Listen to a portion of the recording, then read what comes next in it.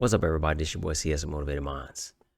In light of these January 6 hearings that they're doing, what I wanted to do was post a couple old videos because I think that they're needed. So what I want to do is I want to go backwards and then I want to come forward. I want to go backwards because I talked about a couple of things right after the election and right after the riots, as they're calling it, happened.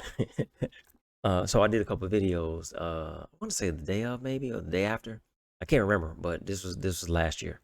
So again, I want to go backwards and then I want to come forward, because when I come forward, I want to talk about not the hearings, because I'm really not watching them. I'm not paying attention to them because I know that it's all smoke and mirrors.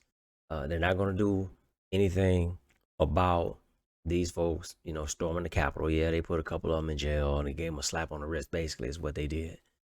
But I know that to the guy that was formerly in the office of the presidency of the United States, they're not going to do anything to him. So, but I just want to talk about all the excuses that they're making for those folks that stormed the Capitol. So this is your boy C Hess from Motivated Minds. Hey, I'm out.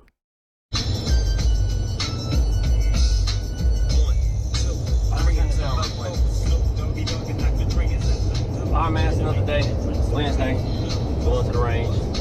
But I don't really know where I'm about to go with this, because I'm gonna talk about politics, but I really left politics alone. But I see everybody, I'm reading the comments, and everybody's up in arms about the I guess the election in Georgia, which I don't really know what's going on with it. I think the Democrats won, I guess. But like I told you, I stopped following politics. I left it alone. But my question is, I saw an article the other day, and it was talking about some phone call that the guy that's currently in office made to the folks in Georgia, which is saying how he was pressuring them to overturn the results of the election. I know that on the news they chopped up the interview and they played what they wanted to hear. I listened to the whole thing, pretty much, because I was as young as I was born, so I pretty much listened to the whole thing. But the question is, I don't understand. How is it that this guy still refused to accept that he lost? That's my question. How? Because in Georgia, they recounted a few times. I think it was 3, but they recounted. And then you have, I guess, Republicans that are going to refuse to accept the results of the electoral college or whatever. So I'm just trying to figure out how. How is it? This is why I need y'all to help me out. Those of y'all that either Trump supporters or follow this stuff. How is it the election has been over since November? It was over in November. They recounted and he still lost. But yet he refuses to accept it. I know he's talking about votes and all of this stuff, but voter fraud, I don't understand that. And the other thing I don't understand is the people that are supporting this, if they are in office, or they were running for office, or they were up for re-election, how is it that the process, especially if they're Republicans, how is it that the process worked for them, but it did not work for the guy that currently holds the office of the President of the United States? How is that? I understand that people vote. You have sometimes people who are Democrats who vote Republican, or people don't vote straight party line or the straight party ticket. I understand that.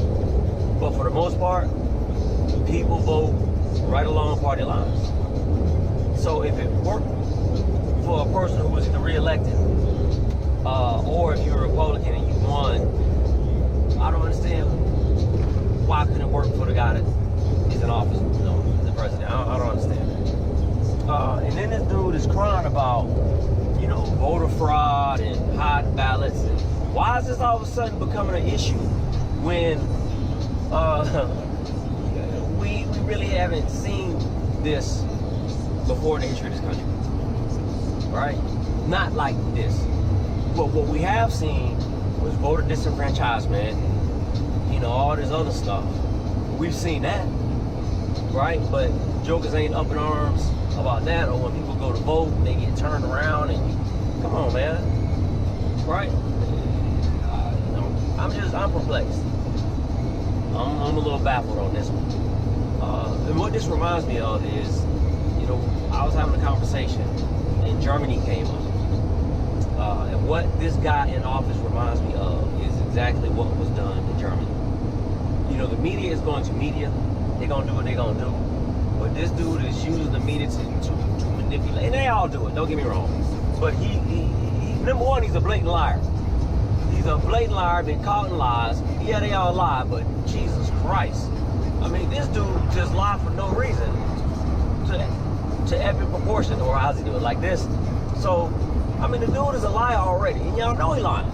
And I'm not saying that all politicians don't lie, because they do, but this dude is on another level, right? He'll lie right to somebody's face and think nothing of it. So he's already a liar. He manipulates. The dude to me is like he's a child to me. He's like a spoiled kid. But back to Germany. So it reminds me of what was done there.